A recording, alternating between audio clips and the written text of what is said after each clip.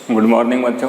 देखिए, हमारी चर्चा चल रही थी हिंदी साहित्य के जो रीतिकाल है, रीतिकालीन कवि केशवदास पर। और केशवदास के रामचंद्रिका है, रामचंद्रिका की जो बालकांड संबंधी जो पद थे उन पर हम चर्चा कर रहे थे। बालकांड के बाद हमने अयोध्या कांड है, अयोध्या कांड की वन यात्रा से संबंधित पदों पर चर्चा की।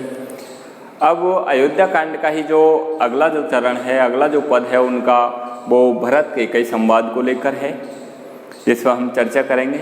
भरत कैकेयी संवाद। देखिए, इस पद में भरत जैसे ही ननिहाल से आए और आने के बाद उन्होंने वहाँ देखा, अयोध्या में आकर के जब उन्होंने देखा तो देखने के बाद उन्होंने अपनी माँ से किस तरह के क्वेश्चन किए वहाँ की व्यवस्थाओं को देख करके, तो उनसे संबंधित जो वार्तालाप उनके चला उसको कवि ने हमारी रामचंद्रिका में, हमारे सिलेबस में रखा है। तो देखिए, भरत जैसे ही ननिहाल से आए, आने के बाद उन्होंने माँ कैकेयी से किस तरह की बातें पूछी, माँ कैकेयी ने उनका किस तरह से आंसर दिया। तो दोनों का यहाँ संवाद चल रहा है, प्रश्नोत्तर मूलक शैली है। एक प्रश्न कर रहा है, दूसरा आंसर दे रहा है, फिर एक प्रश्न कर रहा है, दूसरा आंसर दे रहा है। अगर ऐसा तो ये प्रश्नोत्तर मूलक शैली है और छंद विजय छंद है जो आपकी किताब में लिखा हुआ है। तो देखिए, जैसे ही वहाँ से भरत जी आए, भरत जी ने आते ही और अयोध्या की व्यवस्थाओं को देख करके और माँ से कहा, तो भरत जी का कथन है, माँ तू, संबोधन सूचक चिन्ह लगा हुआ है, तो वो कह रहे हैं वहाँ की व्यवस्थाओं को देखकर, माँ तू कहाँ नृप, क्वेश्चन मार्क लगा हुआ है कि हे माँ, नृप कहाँ नृप। राजा दशरथ के लिए कहा गया है कि राजा दशरथ हैं वो कहाँ हैं, जो उनके पिताजी थे उनके लिए कहा कि राजा दशरथ है वो कहाँ हैं। अब देखिए, माँ ने जब इस तरह का प्रश्न बेटे ने किया तो माँ ने उसका आंसर दिया। तो माँ ने क्या कहा, तात, संबोधन सूचक चिन्ह लगा हुआ है, बेटे के लिए संबोधित किया है, तात गए सुरलोक, कि हे बेटे, जो राजा दशरथ हैं आपके जो पिताजी हैं वो तो सुरलोक, स्वर्गलोक चले गए। देखिए, जैसे उन्होंने आंसर दिया, भरत जी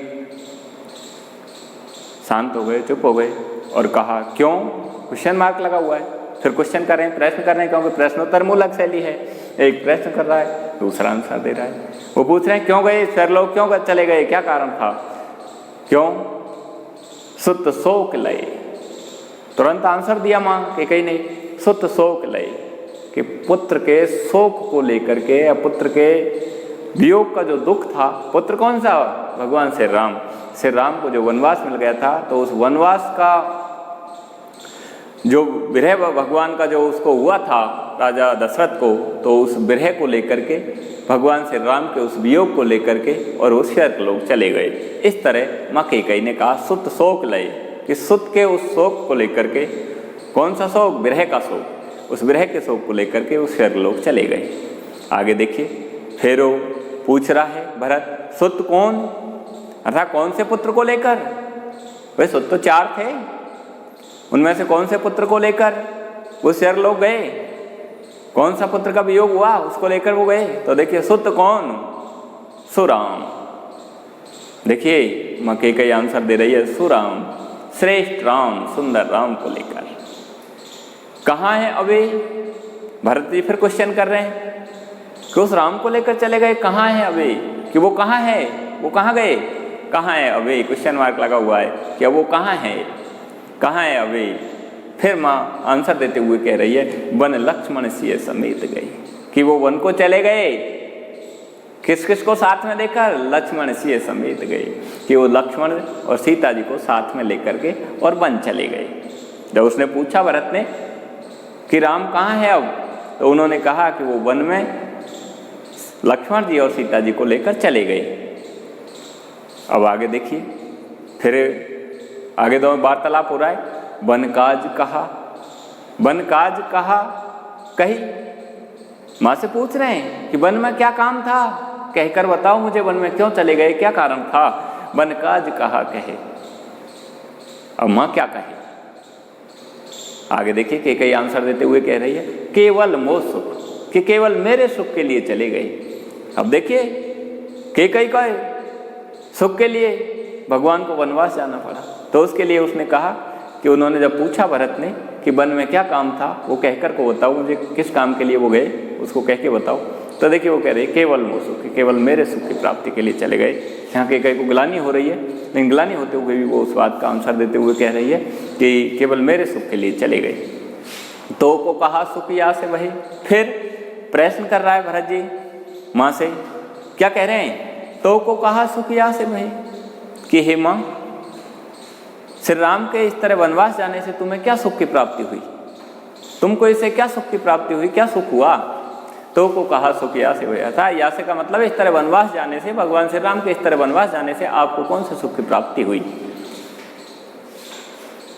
फिर आगे देखिए माँ फिर कह रही है तुमको प्रभुता, तुमको प्रभुता कि तुमको प्रभुता साम्राज्य मिल गया, तुमको प्रभुता ये सुख की प्राप्ति हुई। कौन सा सुख? तुमको प्रभुता कि हे लक्ष्मण, तुमको प्रभुता का मतलब है राज्य मिल गया, तुम साम्राज्य मिल गया, तुम राजा बन गए, ये मेरे को सुख की प्राप्ति हुई। अब जैसे ही भरत ने इस बात को सुना तो देखिए भरत ने क्या कहा, धिक्तो को, अपनी माँ को कह रहा है धिक्कार है तुम्हें माँ, धिक्तो को अर्थात धिक्कार है तुमको कि मेरे सुख के लिए तुमने इस तरह भगवान श्री राम को वनवास भेज दिया। तो धिक्तो को कहा अपराध बिना से ग्रेही है। और क्या कहा? अपराध बिना से ग्रेही है कि आपने तो इस तरह का ये आपका सुख देख करके मेरे को इस तरह प्रभुता या राज्य मांग करके क्या कर दिया? अपराध बिना से ग्रेही है, बिना अपराध के ही सभी लोगों को है यानी मार दिया, सभी लोगों की हत्या कर दी। आपने तो बिना अपराध के ही सब लोगों के साथ इस तरह अन्याय कर दिया, अत्याचार कर दिया कि आपने इस तरह के सुख की प्राप्ति के लिए और मेरी प्रभुता के लिए भगवान श्री राम को वनवास भेज दिया। राजा दशरथ है उनको स्वर्ग भेज दिया और मुझको इस तरह जनता के सामने इस तरह अन्यायी बता दिया, अन्यायी बता दिया, अपराधी बता दिया। इसलिए तुमने तो बिना अपराध के ही सब लोगों का इस तरह हत्या कर दी, सब लोगों का इस तरह मार दिया। अपनी माँ से की गई ने जब इस तरह की बातें कही तो देखिए इस पद के माध्यम से, रामचंद्रिका में इस पद के माध्यम से केशवदास जी ने संवाद योजना है और संवाद योजना में प्रश्नोत्तर मूलक शैली है। भरत के द्वारा प्रश्न किया जा रहा है, कैकेयी के द्वारा उनका आंसर दिया जा रहा है। तो ये प्रश्नोत्तर मूलक शैली है और इसमें भगवान श्री राम के वनगमन, राजा दशरथ के स्वर्गलोक सिधारने और भरत का त्याग बतलाया गया है। देखिए भरत के द्वारा त्याग बताया गया है। आ गया समझ? ये इस पद की प्रमुख विशेषताएं हैं। अगला आपका जो पद है वो रामचंद्रिका के अरण्यकांड से है, अरण्यकांड से है। अब देखिए बालकांड के पद हो चुके हैं हमारे सिलेबस के, अयोध्या कांड खत्म हो चुका। अब उसके बाद अगला है वो है अरण्यकांड। अरण्यकांड का पहला जो उनका पद है वो पंचवटी वन वर्णन को लेकर है। पंचवटी वन वर्णन पहला है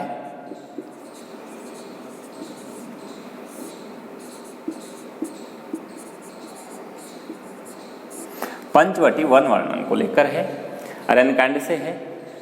अब देखिए जैसे उनको वनवास मिल गया, वनवास में चले गए, वनवास में जाने के बाद वहाँ लक्ष्मण सीता जी और भगवान श्री राम है, वहाँ वो पंचवटी नाम का जो स्थान है वहाँ पर वो इस तरह पंचवटी पे वहाँ अपनी कुटिया का निर्माण करते हैं। तो वहाँ का उस पंचवटी के उस स्थान के उस सौंदर्य का वर्णन किया गया है। तो देखिए क्या कह रहे हैं, पंचवटी के स्थान का वर्णन करते हुए सवैया छंद है, दुर्मिल सवैया छंद है और दुर्मिल सवैया छंद के माध्यम से लक्ष्मण जी कह रहे हैं उस पंचवटी के सौंदर्य का वर्णन करते हुए कह रहे हैं। देखिए क्या कह रहे हैं, सब जाति फटी दुख की दुपटी, सब जाति फटी दुख की दुपटी, कपटी न रहे जहाँ एक घटी, निगटी रुचि मीच घटी हूँ घटी, जग जीव जतिन की छूट टटी, अग ओग की बेरी कटी बिगटी, निगटी प्रगटी गुरु ज्ञान घटी, चहु ओरन नाचति मुक्ति नटी, गुण धूर जटी वन पंचवटी। देखिए पंचवटी का जो सौंदर्य है, पंचवटी का जो रूप है, उसकी तुलना वो भगवान शिव से करते हुए कह रहे हैं। देखिए क्या कहा है, गुण धूर जटी वन पंचवटी।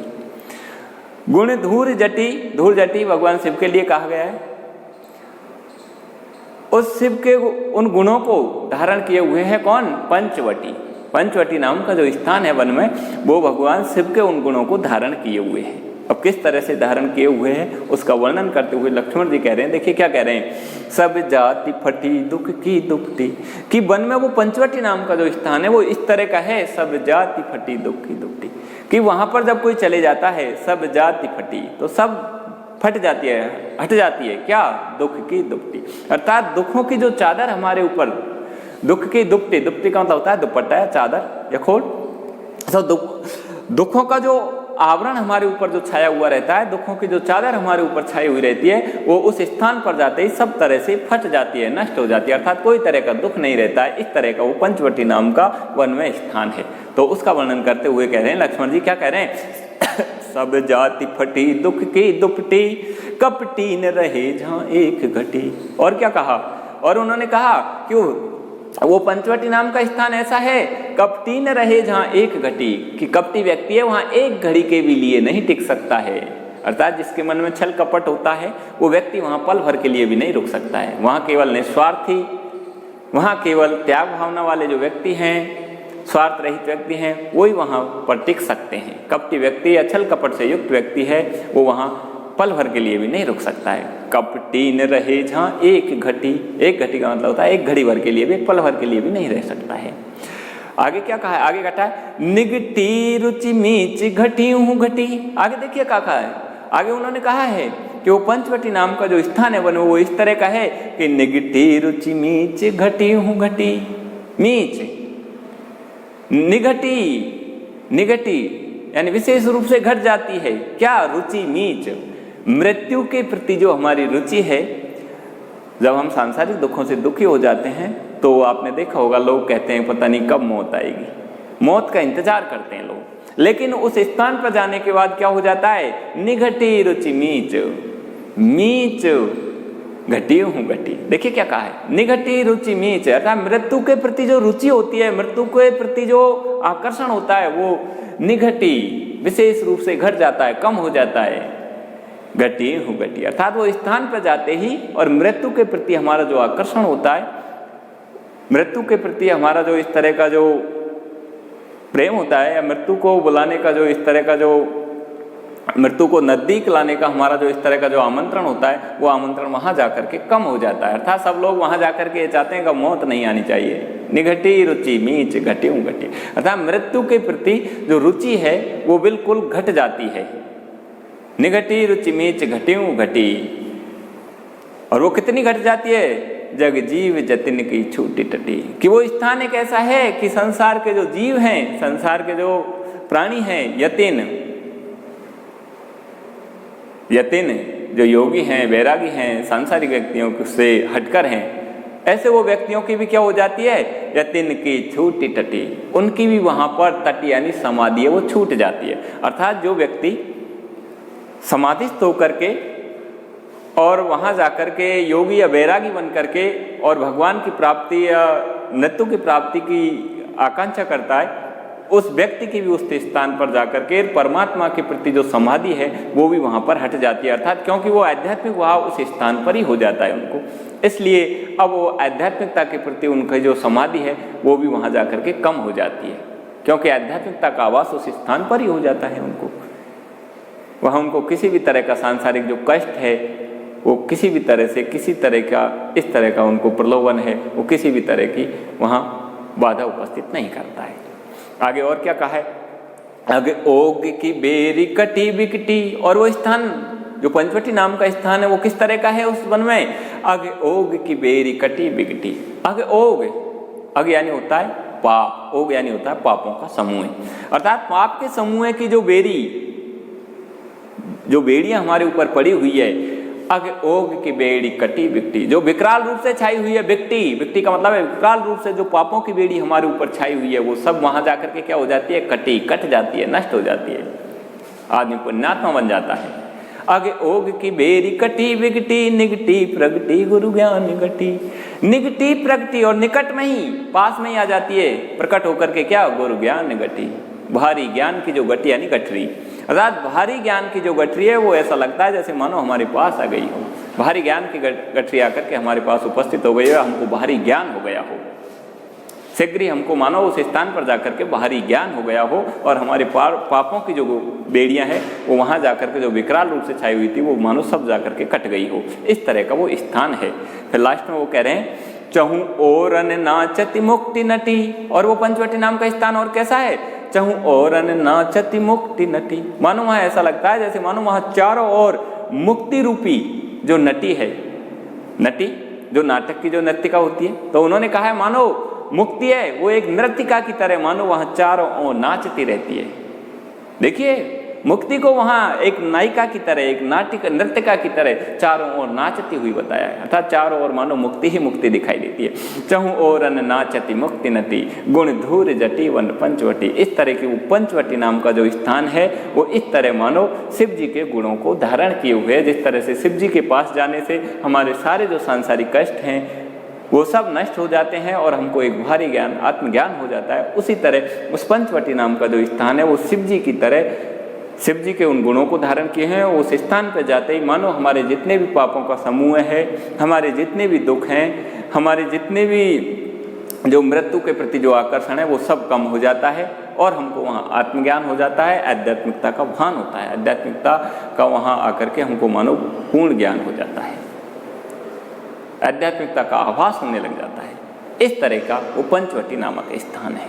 अब आगे देखिए, इस पद के माध्यम से कवि केशव दास जी ने पंचवटी है उसको भगवान शिव के समान बताया गया है, भगवान शिव के समान बतलाया है। पंचवटी के जो गुण है वो भगवान शिव के गुणों की तरह है, उसकी जो शोभा है, प्राकृतिक शोभा है वो भगवान की तरह है, आध्यात्मिकता का आभास कराने वाली है। इसमें दुर्मिल सवैया छंद है और अनुप्रास अलंकार है। पंचवटी वटी वटी इस तरह की टटी टटी हुई जगह जहाँ स्थान है उसमें आप वर्णानुप्रास है और ब्रजभाषा का प्रयोग है। धन्यवाद। इसके बाद अगला पद है वो सुंदरकांड को लेकर है। अब देखिए हमारा बालकांड हो गया, अयोध्या कांड हो गया, अरण्यकांड हो गया। अब अगला पद है रामचंद्रिका का, वो सुंदरकांड को लेकर है और सुंदरकांड का पहला जो पद है वो सीता दर्शन से है, जिस पर चर्चा हम अगले वीडियो में करेंगे। धन्यवाद।